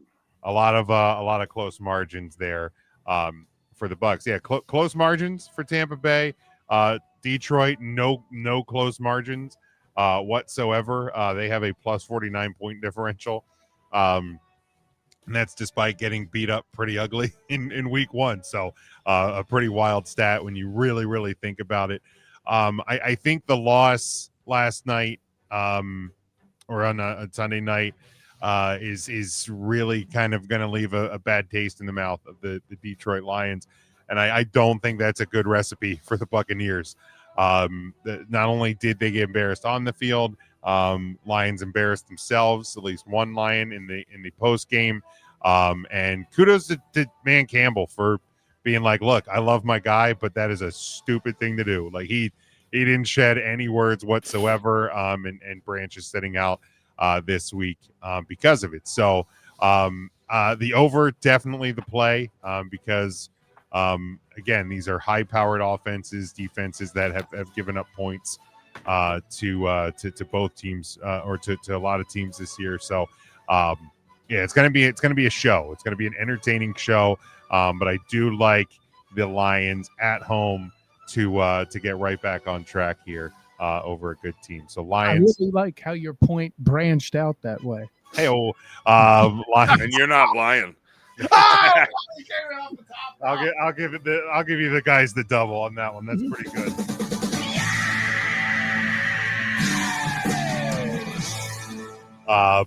Yeah, Detroit with the win, the cover, and I will take the over as well on that one. So that is where we close the book on week number 7. We motored through that last game. I'll tell you what. Anyway, motored. I get it. Detroit, got it.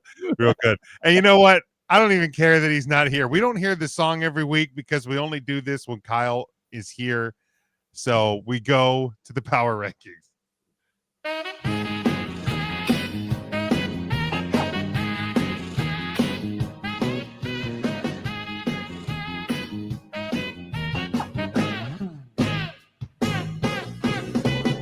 somehow the chair survives every time I've done that so far. I have no idea how. It's just spectacular work. So yes, it is the power rankings as we sit here going into week number 7 of the National Football League.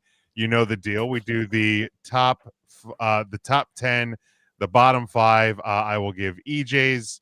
I will also give Mike, and I will also give my own. But we will start in the bottom 5. EJ has Raiders 28, Dolphins 29, Saints at 30. Those Jets. If I can, there we go. We know the goddamn Jets at 31, and the Titans, the now interim coached Titans at 32. Mike has Saints 28, Ravens 29, Dolphins 30, Browns 31, and The goddamn Jets. at 32. I think Mike's bottom 5 unchanged from a week ago. Yes, his bottom 5 stayed the same. Sean, who are your bottom 5 this week? 28, I have the just consummate underperforming Miami Dolphins. We'll take the Saints at 29, despite the fact I think Rattler's shown some promise. Still terrible football. I have the Titans only at number 30, despite EJ's desire to keep them at the bottom. The Browns currently sitting at number 31, and at number 32, The goddamn Jets. Yep. So last week, because other teams were worse, I had the Titans out of my bottom 5. They find their way back in with a loss. Saints at 29, Ravens continue to fall to 30. I'm going to keep punishing. I put them in a couple weeks ago. I'm going to keep punishing them as long as they keep losing until they prove to me otherwise. Dolphins 31, and yes, The goddamn Jets. like, I mean, somebody remind EJ that the Titans have won a game. Well, they have. They won one, and I also followed you and put them out last week Yes. to reward them for that win. Yeah, and they I find believe their way they back. locked another win that did not pan out well. Does Brian Callahan have a tie to the Cowboys somehow? Maybe let me Because if he does, I'm thinking that's why you have the Titans hires, because they fired their coach. You know, you being a Chargers fan and everything. just trying to tighten things up. Come on now. This team is so bad. It seems like they have hepatitis C. Anyways, so got him. Come on, Sean. No, there was a Callahan I think it was a Brian Callahan that coached in Dallas. This is not that Brian Callahan. And it was the Browns that drafted Bo Callahan, that we remember. And Tommy Callahan sold a bunch of brake pads. But it's got to be your bull. One summer. Why am I in the mood for a looking? steak? You get good looking at Callahan. By sticking your head up there. It's gotta be your I bull. forget how it goes. If I mention a different movie, does that make me the black sheep on this show? Hey, well played, sir. There's again, like, and I feel like it's similar on both the tops and the bottoms here, but I feel like there's a lot of bad. So I like any objections. I mean, again, I still think the Jets should be in EJ's bottom spot, but I think the Ravens at 30's up. Yeah, the Jets at 31 annoys me. I'm not gonna lie. yeah, that stings. Yeah, I mean, look, I put him at 28. I think 2 weeks ago. Yeah, 2 weeks ago. I mean, you don't live in Bernier's district. Are you trying to get his vote anyway? I just miss him. I just miss him. Now I get it. It's a sentimental play. I do. But I put him in at 28 2 weeks ago, and then I thought, look, it was more based on expectation, and you're going to find your way out. And then they lost again. So I'm like, well, shit. You cornered yourself. I hear you. Like, I got to move down one. And then this, I thought, yeah, they'll get back on track. Nope, sure didn't. So I just, now here's where they'll probably bottom out, because they're going to bye weeks. I was about to say the bye saves the day. Like, and I mean, so do the fact that the Dolphins and Jets are just abhorrent. So Ravens, you've probably bottomed out, and hope you can find your way back out of there. So all right, let's go to the top 10s. I will start with EJ. He has Buffalo, the Buffalo Bills at 10, Steelers 9, Packers 8, Seahawks 7, Rams at 6, Chiefs at 5, Eagles 4, Colts 3, Lions 2, and Buccaneers at 1. Mike has the Jaguars at 10, Broncos 9, Steelers 8, Eagles 7, Chargers 6, Bills 5, Packers 4, Lions at 3, Buccaneers at 2, and the Indianapolis Colts at number 1. Sean. Starting back at number 10, the Pittsburgh Steelers, again, reluctantly. They're here because they only have one loss. With one loss, you're 10th, right? If you have a second loss, you are long gone. I just don't.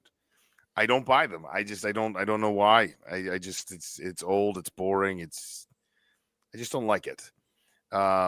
And I don't think they're playing great football despite the fact that they're winning games. So I'm going to keep them in, but barely. Give me the Chiefs at 9. They are rising fast. And I think they find their way much higher on everyone's list next week. Eagles almost got thrown the whole way to 10. Like I got them low enough that they can fall off if they lose again. I got the Packers there just because, even though that tie that seems a million years ago. Give me the Jaguars at 6, the Seahawks at 5. Those two teams are in the same class for me. Broncos, just better than the record and the scores indicate. Lions, probably the best, but sitting at 3 because the 2 one-loss teams are both good enough to pass them. Give me the Buccaneers at 2, and the team that's not the most fun for your average fan to watch, but really fun for me to watch, who loves just balanced, just run and pass, even split, defense, offense, even split. Give me the Colts at number 1. So it's like textbook football. I feel like anything like underneath the number 6. And I love the blue and white. I still love their jersey. I love it's classic. It's classic. Yeah. Like the other week when it was right in the middle of the country, Raiders, right like there. that was like everybody was talking about like Seattle, Tampa, like, and that, like, I mean, that was the grand master of uniform matchups. It was what was hilarious was I was at a bar down here, and like people were coming in, and it wasn't even busy, like, but it was the only game on, and the people were coming in like, are you gonna get the Buccaneers on or what? Like, they were like angry. They didn't know. Oh, and they're boy. like, this is it. And they're like, no, they're playing Seattle. They had no clue what was going on. They're like, what is this? Is this I've only been a fan since 2017. Right. What do you mean orange? Creamsicle and tell them to shut the hell up. Exactly. You've got the most beautiful thing going on here. Just enjoy it. But the Colts Raiders that weekend was a great number 2. Just a classic show. Yeah. Real nice. All right. Again, this is one. It's probably just I'm tying it to my best of the week. They're a team that's maybe overachieving. I don't know yet. In this year's NFL, we don't even know what's overachieving and underachieving. I have the Patriots at 10, Bills 9, Steelers at 8, Seahawks 7, Chargers 6, Eagles 5, Packers 4, Lions 3, Colts at 2. And Buccaneers at 1. And speaking of, I just literally said I missed the sound of his voice, and Mikey B finds his way into the show. Mike, hey guys, I missed you. I missed you guys. Oh boy. Oh God, you're all sorts of trouble. In a tunnel somewhere. You sound like EJ when his Wi-Fi signal gets cut off. Go find EJ's van, Mike. Holy shit. Oh, he's back at the break, Gary. Everything's fine. Are we good? We settled in. Can you hear us, Mike? We're good. Oh, I can hear you. Can you hear me? Yeah, we're better. Much better there. When you were walking, it sounded like, well, EJ usually says. Yeah, we felt like you were escaping the security van there, Bern. Yeah. Oh, I was trying to. I was trying. God only knows what he was trying to do to you. It's not easy. You think it would be? It's not. Right. It's not easy. Look, I get hubba money. Who do you trust? Who do you trust? The Chiefs at 5. I know he's not even here to defend it. But that's absolutely insane. Like, he didn't, for the record, and Kyle, because you guys weren't here last, he didn't even have them ranked last week. What the? And he launched them up to number 5. Like, and don't get me wrong, in the weeks to come, do I think they're going to be right there? Yes. Do I think EJ's trying to get a jump on it so he can do some kind of "I told you so" bullshit? Sure. Also, yes. Sure. This is it's nonsense. It's you're not ahead insane. of the curve. You're an idiot. Right. And I'm going to stop there. Like, they're 3 and they're still 3-3, man. Like, they are still 3-3. I believe they've lost him to at least 2 teams who aren't even on the top 10. Yeah, they've lost to Chargers, Eagles, and Jaguars. So, that's who Mike. I was trying to figure out who Mike had. The Chargers are in. I have them out. And they've beaten the Giants, who are not good, and not great, Bob. But they and the Ravens, who are not good. Great, Bob. And of course the Lions. So again, I alluded to it earlier. I said one good win does not a top 10 team make. No, and it's one of those things where like I have them emerging onto my list because they're a team on the rise, right? Like we're getting Rashee Rice back. The offense looks alive. The defense looks good again. They're playing good football despite the fact you handed a game to the Jacksonville Jaguars. Thank you for that, Kansas City, because that was a lock of the week that week. But and yeah, they're probably coming. But like you can't just be like, hey, they're coming. They're the fourth best team. And on paper, you look at the talent, you're like, they might be the fourth or fifth best team. But the Ravens aren't the 30th. You know what I mean? Like, we're just mapping it out how they played. And if you're 3-3, you're not in the top 5. I mean, I see you're working. We're 9, but to 5? Come on, dude. I hope somebody got the Dolly Parton reference. Right. Yeah. Yes. Well played. I chose to ignore it.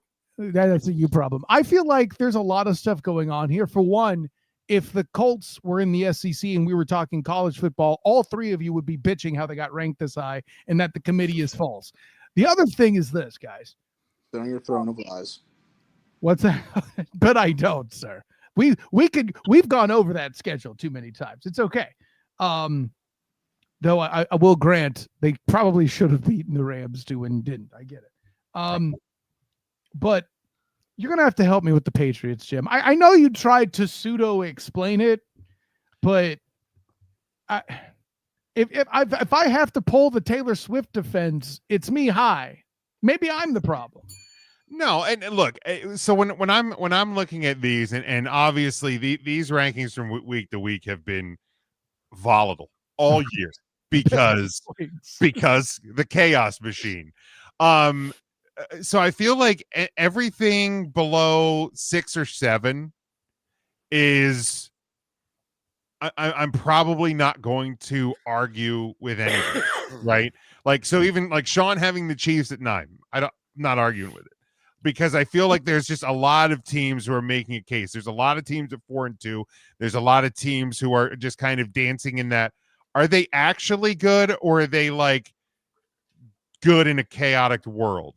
So like when I look at the Patriots, I look at them compared to some of the other 4-2 teams, like Niners beat up, coming off of a loss. Obviously, I mean the Lions I have up there. Like Broncos, like they're winning, but not well. You have like a Rams team who played against a Ravens team that I have in my bottom 5 that just felt like they didn't win, the Ravens lost. So there's just this could be a 1 week sample. Like New England could go out this weekend and lose or play really poorly. Somebody else can impress me and they can find their way back in. But just in this chaotic world, some weeks that number 10 spot I think is just going to might end up being a feel good spot until our sample size. I know we're at 6 weeks until our sample size just gets a little bit bigger. Yeah, I was horrified to do this build. Like I was like trying to put it together. I'm like, I was pretty sure I knew my 1-2 in that order. And I was like, from there, I was like, probably the 3. And then after that, I'm like, how far am I throwing Philly? Like I was like, I like the Broncos at 4. I was like, but I got to see if there's someone else that jumps off the page, like, yeah, it was. I feel like it was like top 3 for me were like locked. And then it was like 4-8. And then it was like 9-15. So there was like 6, 7, 8 teams that I was like, you only got 2 spots. Yeah, I mean, Broncos at 4 feels high. And believe me, I would have loved to have thrown Pittsburgh off of here. But there is something to be said for the record that they have, and I gave it to them. Yeah. I was just like, there is nobody that would have rather have thrown them off than me. Right. Oh, I'm sure. And I had to keep them around, even though I don't buy them. And I'll just wait until I don't have to. Mike, I'll see that and raise you. You're the panelist that doesn't have the Seahawks. They beat the Jags, your number 10 team. They gave you an opportunity, but you didn't hand it to them. The Seahawks, why are you down on them, brother? I don't know that necessarily the Seahawks won that game as more as Jacksonville lost that game. They did have O-line issues. That's correct. That's it. It's more of a the Seattle offense is questionable, and I feel like it was more of a Jacksonville L. That's why they fell. Last week, I believe I had them at 8. And it was more, I didn't have the Seahawks ranked at all last week Yeah, either. you had Jacksonville at 8. So it was more of a, let's penalize the team that I feel like lost and not really award the team who survived. Yeah, because you don't want to say one. I was about to air quotes one. This segment's a lot shorter when people are consistent and aren't pulling things directly from their anus. Shouts to Egypt. Yeah, which we did obviously cover that with the Chiefs at 5. But yeah, I mean, yeah, Seattle again. Money. Okay, I said it. There we go. Oh no, it's the Speaking of pulling things out of their anus, you can catch Kyle at the black and gold banneret. Hey, listen, they almost beat Cincinnati if they could, have more than 3 points, or 6 points. Oh, I just meant you. You can go ahead and compare it to your football team all you want. I just meant you. But then, of course, we'll let EJ explain himself. I don't get a brain bag cold, but that's a good point, EJ. That's a good point. You know what? Thanks for the call.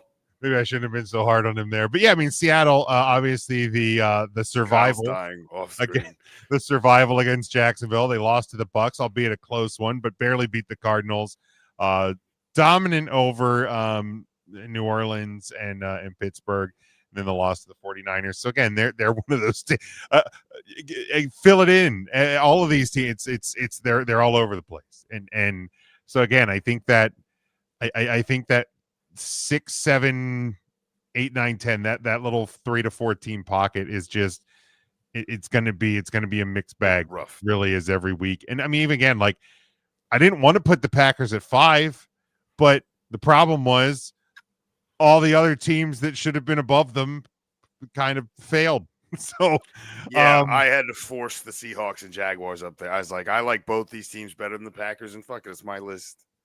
Well, that's accurate. It is in fact. And I was like, and the Packers have a tie, which for me is like 2 losses. Screw them. You had a tie against a team that you just all you had to do was keep driving, and they were like, we're just gonna hold here. Right, like the fact that you couldn't trust your offense against that defense, like. No, they were cruising, and then it was like they were like, "Look, we'll just play for the next overtime." Everybody wants to laugh. Love. Well played. Like everybody like laughing at the Cowboys for tying, and I'm like, look, I understand that it's funny and fun. The joke was golden to make fun of the Dallas Cowboys, but I'm like, that tie says so much more about the Green Bay Packers. It does. Than the Dallas Cowboys, because if you're on the 25-yard line and you don't trust your offense to be able to score against that defense, like they're not going to admit it, but I don't think they knew the overtime rules. They're that scared of Micah. Didn't you know that? Yeah, I mean, possibly. Because they got down there and then they just threw like 1 yard and screen passes until it was time to kick the field goal. It was an odd exchange. And for that, I'll punish them for the rest of the year. Because, yeah, I mean, that tie almost felt like a win from a Cowboys fan standpoint. But Jerry Jones thoughts, though. Jerry Jones, he doesn't know what. I mean, he's as crazy as that gibberish talk. Lou Holtz. Lou Holtz as EJ. Oh, my God. It just, like, yeah, today, just in the media, just, we don't have a defense or defensive coaching problem. I'm like, Jerry, what the fuck are you watching? The Eagles, George, senile old bastard. What are you watching? Played by Lou Holtz as Jerry Jones. It just it's insane. Any other thoughts, guys, on the power? Just one. I know there were 2 or 3 gentlemen here wishing that they had an opportunity to get the Steelers off their list. May I suggest the Los Angeles Rams, perhaps? That was probably my 11. If Puka doesn't destroy his ankle, and now I have questions on what that offense looks like without him. The Devontae Adams show. That's what it looks like.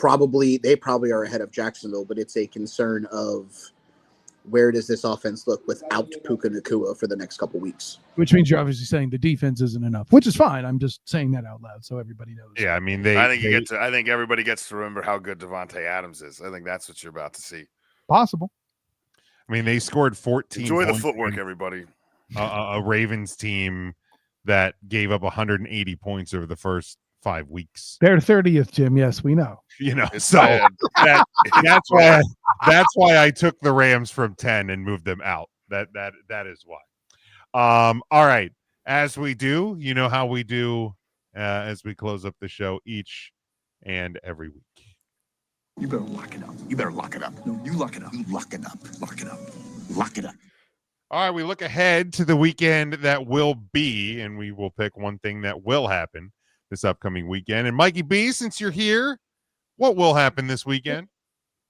I want to put in a Joe Flacco joke here somewhere, but I don't think I can bring myself to it. If you think of one later, you can always make a comeback. Hey, but he's not dead. That's true. No, it's awkward. Thanks, Mike. You're welcome. Doesn't Missouri have a game this week? Who are they playing? Does anyone know offhand? Let me take a look here. I have a feeling you know, but you're going to troll us. Maybe. I'm not mad at you. I'm just saying that's what I think is happening. Is this Auburn, right? Yeah, they got.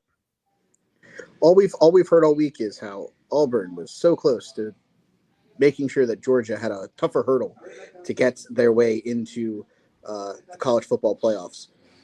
Missouri had a chance to somehow stay undefeated in the SEC. Here's the deal.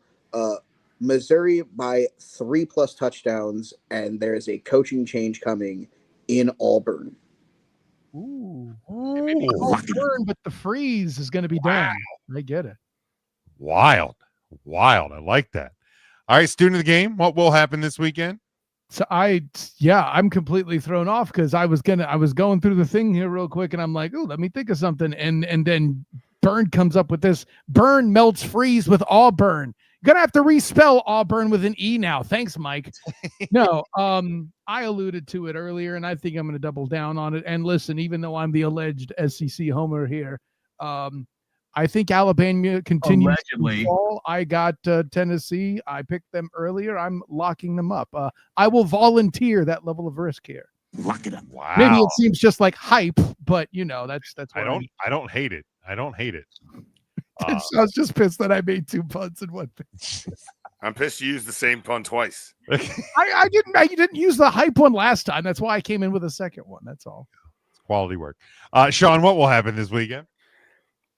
Well, I had several finalists, but I'm going to take it while it's here. It's very rare a team goes 0-16, just like it's very 0-16, 0-17, just like it's very rare that they go 16 or 17-0. The Carolina Panthers are going to New York this weekend, and they will walk out with a loss. The New York Jets are on the board. You can lock it up. Will they have more than -10 passing yards? I will not guarantee that. There's a lot. Jesus Christ. It's going to be ugly. It's going to be as ugly as it has to be. That's your. Did I take yours? Yes. Then double lock it.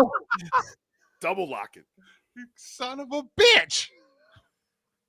That was going to be my lock of the week. Do you have a backup lock? He I didn't think anybody would be crazy enough to pick the goddamn Jets. The goddamn Jets. It's a lunatic's world. Jesus, I've spent a ton of time in college football. So you know what? Since there's no Cowboy fan representation here because EJ is not on this week, Cowboys licking their wounds after getting beat by Rico Dowdle and the Cardinals, or the Panthers in Carolina. The Washington Commanders, Red Tails, coming to Dallas over a loss to the Bears. And let's just keep making the NFL more chaotic. Dallas wins on the backs of not one but 2 defensive touchdowns. Lock it up. The defense shows up. Cowboys get the big win that they need. Cast Jim outside. How about that? How about that? All right, that's where we're going to close it up because it can't get any crazier than 2 people dumb enough to pick the New York Jets. Mikey B, let them know where they can follow you. You can follow me at They Call Me Burn. You can listen to me talk professional wrestling on the Take 3 Wrestling podcast when me and this guy inevitably start doing that show again at some point. Eventually. Yeah, but yeah, guys, I'll try to sneak in more on Tuesdays when I get my break at a decent hour. But until then, I'm out. Good luck, guys. See you, bud. Thanks, Mike. Student of the game, let them know where they can follow you. Honor, joy, and privilege. Hopefully your Jets pick doesn't crash and burn, gentlemen. Of course, I'm Kyle Nash, the student of the game. You can find me on Instagram, Threads, and Blue Sky. Yes, exactly. At the SOTG. Find me on Facebook as a student of the game. Check out my writings with the Fans First Sports Network covering it's not on this show, it's not but the Jacksonville Jaguars. Universal. Exactly. As well as the Orlando Magic season opener a week from tomorrow night as this show goes on the stream there on the Huddle Up YouTube channel. So make sure you check out that work there as well. Of course, I do the Duval Dive with my personal champion, Travis D. Holmes. We are recording with the Believe in Rams podcast to preview the game in London and also featuring former Jags offensive lineman Marquise Ogden on the live stream Wednesday night, 7:30. Make sure you check that out. If you don't catch it on the Duval Dive YouTube channel, you can always catch it on the pod. Do the thing and the subscribes and stuff. And, you can see, I can pick apart Burns' take on the Duval Dive there better than in the power rankings. I keyed. I think Burn did fine. And of course, my work with the Bolt Blitz Uncut with Booga Peters, Buck D, and 80 Simons and Company, as well as my work with the Black and Gold Banneret covering UCF football and basketball. They just had media day, so make sure you check out whatever's going on there with some Big 12 basketball action as well. I think that runs the gamut. Gentlemen, an honor, joy, and privilege. Until next time, everyone, class dismissed. All right, Sean, let them know. All right. Thanks for reminding me about the Jaguars. That was almost my lock that the Rams get back on track. So I guess expect a spotty performance from the Jaguars. That's funny. My article is called The Good, the Bad, and the Spotty, Sean. There you go. All right. As far as following me, not near as many places as that. You can follow me here on Anything Huddle Up, or you can follow me on the Twitter at Sean Shine State, or lately just at the front door, Little Caesars. Otherwise, we'll catch me there a couple times a week. So anyway, till next time, go Birds. There you go. You can get me at Big Jim Sports on Twitter and Blue Sky, but make sure you're following along with the show. We're at Huddle Up Podcast on Facebook, Blue Sky, TikTok, and Twitter. You can get us on Instagram at Huddle Up Podcast Inc. Make sure you're subscribing to our YouTube channel. Numbers are up this year. We certainly appreciate all the support there. You can also subscribe on all podcast platforms. You can get your merchandise over on our TeePublic store. Tell you what, you can just go ahead and hit that Linktree QR code in the top right corner of the screen as we close up the show this week. So make sure you do that. That gets you connected. Everything Huddle Up related. Going to be another wild week of football, I am sure. Sit back, enjoy it. We will try and break it down next week. And until then, stay safe, stay smart, and as always, go for the win.